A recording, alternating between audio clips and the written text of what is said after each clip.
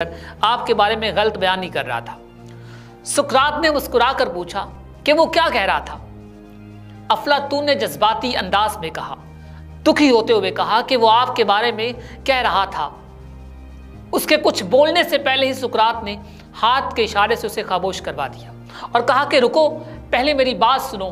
तुम ये बात सुनाने से पहले 3 किस्म की कसौटी पर इसको रखो, इसका तज्जिया करो और उसके बाद ये फैसला करो कि क्या ये बात तुम्हें मुझे बतानी चाहिए या नहीं। तो अफलातून ने अर्ज़ किया कि ऐ मेरे उस्ताद, 3 की कसौटी क्या है?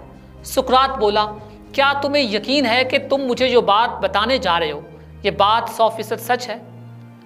अफलातून ने सर हिलाया। सुकरात ने हंसकर कहा, फिर ये बात बताने का तुम्हें और मुझे क्या फ़ायदा होगा? अफलातून खामोशी से सुकरात के चेहरे की तरफ देखने लगा। सुकरात ने कहा, यह पहली कसौटी थी, अब दूसरी कसौटी की तरफ बढ़ते हैं। दूसरी कसौटी यह है, मुझे तुम ये जो बात बताने लगे हो, क्या यह कोई अच्छी बात है? अफलातून ने इनकार में सर हिलाया कि नहीं, ये अच्छी बात तो नहीं है, वो तो आपके बारे में गलत बयान ही कर रहा था। सुकरात ने मुस्कुरा कर कहा, क्या तुम ये समझते हो कि तुम्हें अपने उस्ताद को बुरी बात बतानी चाहिए? अफलातून ने फिर सर हिलाया और कहने लगा कि नहीं। सुकरात बोला, गोया ये बात दूसरी कसौटी पर भी पूरी नहीं उतरती। अफलातून खामोश रहा और अपने उस्ताद को सुनता रहा। सुकरात ने जरा सा रुककर कहा, और आखिरी और तीसरी कसौटी ये है, ये बताओ जो बात तुम मुझे बताने लगे हो, क्या ये मेरे लिए फ़ायदेमंद है? तो अफलातून ने इनकार में सर हिलाया और कहने लगा कि नहीं, ये बात तो आपको दुख दे सकती है, ये बात हरगिज़ आपके लिए फ़ायदेमंद नहीं है। सुकरात ने हंसकर कहा, तो फिर तुम ये बात मुझे क्यों बताना चाहते हो? अगर ये बात मेरे लिए फ़ायदेमंद नहीं है तो फिर इसके बताने की ज़रूरत क्या है? तुम मुझे ये क्यों बताना चाहते हो? अफलातून परेशान होकर दाएं बाएं देखने लगा। सुकरात ने गुफ्तगू के ये 3 असूल आज से हज़ारों साल पहले वज़ा कर दिए थे। उसके तमाम शागिर्द इस पर अमल करते थे। वो गुफ्तगू से कबल हर बात को 3 की कसौटी पर परखते थे, उसको देखते थे, क्या ये बात 100% दुरुस्त है? ये पहली कसौटी है। क्या ये बात अच्छी है? क्या ये बात सुनने वाले के लिए मुफीद साबित हो सकती है?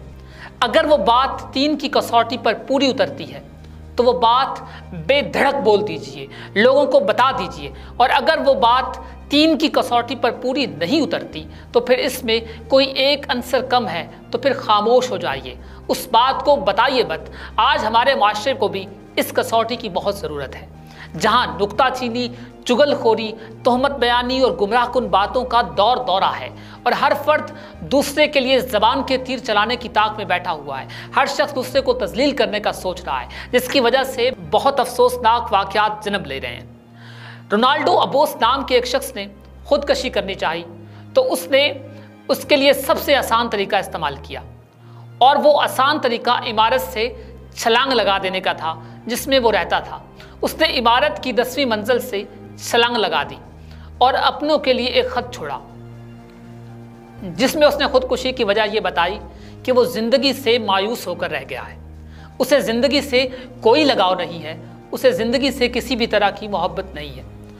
तो हमारी ज़िंदगी में हम मोस्टली सिर्फ बाज़ औक़ात इस वजह से हार जाते हैं, इस वजह से हम उम्मीद छोड़ देते हैं क्योंकि ज़िंदगी में एक चीज़ हमें नहीं मिल रही होती। हमारी ज़िंदगी में और बहुत सी खूबसूरत चीज़ें होती हैं जो हमारी राह तक रही होती हैं। लेकिन 23 मार्च 1994 को जब उसके पोस्टमार्टम की रिपोर्ट आई तो मौत की वजह यह पता चली कि रोनाल्ड की मौत छत पर गिरने से नहीं बल्कि सर पर गोली लगने से हुई है। जब तहकीक हुई तो पता चला कि रोनाल्ड को गोली उस इमारत से लगी है जिसमें वो रहता था, और वो गोली 9वीं मंजिल से चलाई गई थी, और उस 9वीं मंजिल में 2 बूढ़े मियाँ बीवी कई सालों से रह रहे थे। हमसायों से मालूम हुआ कि दोनों मियाँ बीवी आपस में हर वक्त लड़ते और झगड़ते रहते हैं, और अजीब बात यह थी कि जब रोनाल्ड ने छत से अपने आप को फेंका, ऐन उसी वक्त शौहर बीवी को जान से मारने की धमकी दे रहा था। शदीद गुस्से और हजान की हालत में शौहर ने गैर इरादी तौर पर अपनी बीवी पर गोली चलाई, लेकिन बीवी चूँकि निशाने से दूर थी इसलिए गोली उस वक्त खिड़की से निकली और ऐन उस वक्त रोनाल्डो ने खुदकुशी के लिए छलांग लगाई थी, जिससे वो गोली उसके सर पर आने लगी, जिसकी वजह से उसकी मौत वाक़या हो गई। अब कहानी में ट्विस्ट अभी बाकी है। कहानी में ट्विस्ट क्या है। अदालत में बूढ़े शौहर पर गैर इरादी तौर पर कत्ल का मुकदमा चला जब वो इस बात पर इसरार करता रहा कि वो मियाँ बीवी हर वक्त लड़ते रहते हैं और वो हर वक्त उसे जान से मारने की धमकियाँ भी देता है, लेकिन पिस्तौल हर वक्त फारिग ही रहता है, उसमें गोलियाँ भी नहीं होती। मज़ीद तहकीकात करने पर एक अजीब बात यह मालूम हुई कि बूढ़े जोड़े के रिश्तेदारों में से किसी ने एक हफ्ता कबल उन मियाँ बीवी के बेटे को पिस्तौल में गोलियां डालते देखा था। वजह उसकी ये थी कि माँ ने बेटे को माली इमदाद देने से मना कर दिया था, तो बेटे ने बूढ़े माँ बाप से जान छुड़ाने की सोची। उसने कहा वो जानता था कि उसके वालिदैन हर वक्त लड़ते रहते हैं और लड़ते हुए वो खाली पिस्तौल माँ पर तान लेता है, इसलिए उसने पिस्तौल में गोली लोड की ताकि वो एक तीर से दो शिकार करने में कामयाब हो जाए।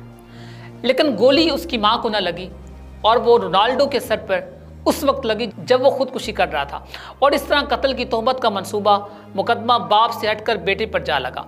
और इस सारे वाक़े में सबसे अजीब बात यह थी कि रोनाल्ड बजाते खुद उन दोनों बूढ़े बाप का बेटा था और उसने ही इस पिस्तौल में गोली डाली थी ताकि वो अपने माँ बाप से खलासी पा सके। लेकिन माली हालात ख़राब होने और बाप का उसकी माँ को मारने में ताख़ीर करने की वजह से उसने खुदकुशी का फैसला किया और ऊपरी मंजर से छलांग लगाते हुए वही गोली उसको लगी जो उसने खुद पिस्तौल में डाली थी। इस तरह वो बजाते खुद कातिल भी हुआ और मकतूल भी। रोनाल्ड ओबोस नाम के एक शख्स ने खुदकुशी करनी चाहिए। यकीन कीजिए इस कायनात के अंदर एक वो चीज़ होती है, एक चाल हम चल रहे होते हैं और एक चाल उस कादर मुतलक की है।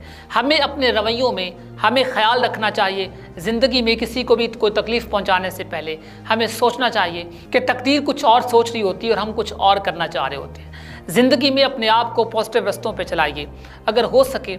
अशफाक अहमद बड़ी खूबसूरत बात करते हैं। अशफाक अहमद कहते हैं एक मरतबा मैं बचपन में अपने घर में एक चारपाई पर बैठा पढ़ रहा था।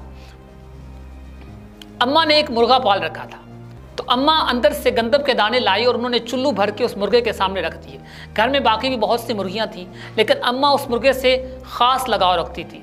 जब कभी वो सुबह दाना दुदका निकालती, बाकी मुर्गियों को दाना डाल दिया जाता और उस मुर्गे के सामने अम्मा जो है अपने हाथ करती और वो उसकी हथेली पर खाना शुरू कर देता। एक दिन जब अम्मा उसको खाना खिला रही थी, अम्मा जब उसको दाना चुगा रही थी, तो अचानक उसने अम्मा के हाथ पर ठूंग मारी। अम्मा तड़प सी गई और वो दाने तमाम के तमाम उस सेहन में बिखर गए। घर की बाकी मुर्गियां जो सारा दिन एक एक दाना चुनती थी वो वहां पर आई, उन्होंने जी भर के दाने खाए और शाम होने को थी जब देखा गया कि वो मुर्गा अभी भी मुख्तलिफ गंदगी के ढेरों से दाना चुनने की कोशिश कर रहा था। अशफाक अहमद साहब कहते हैं मेरे दादा ने मुझसे पूछा कि तुम ये बताओ कि इसने ऐसा क्यों कर किया। ये मुर्गा जो हर रोज़ पहले सुकून से अपनी जगह पर बैठकर अम्मा के हाथ पर खाता था, आज इसके साथ ऐसा क्यों हुआ। अशफाक अहमद कहते हैं कि मैंने कहा कि इसने अम्मा के हाथ पर ठूंग मारी है। तब दादा ने एक तारीख साज बात की। दादा ने कहा बेटा यही सूरत हाल है, अगर अल्लाह के बंदों को गरूर की, तकब्बर की, दौलत की, शोहरत की ठूंगे मारोगे तो अल्लाह तबारक व तआला तुम्हारा रिज्क बखेर देगा। अल्लाह तुम्हारे रिज्क को बखेर देगा, फिर तुम्हारे हिस्से से लोगों को दिया जाएगा, तुम्हारे हिस्से की बजाय लोग खाएंगे वहाँ से। तो ज़िंदगी में सबसे अहम बात यह है कि अल्लाह के बंदों को ठोंगे मत मारो। अगर अल्लाह ने आपको कुछ भी अता किया है तो उस पर नाज़ा हो, लेकिन उससे किसी इंसान को तकलीफ़ मत पहुँचाएँ, कोई इंसान आपकी वजह से हर्ट ना हो। अल्लाह तबारक व तआला के बंदों को तकब्बर की, गरूर की ठूंगे मत मारो, लेकिन नहीं तो वो परवरदिगार तकदीर बदलने में एक पल लगाता है।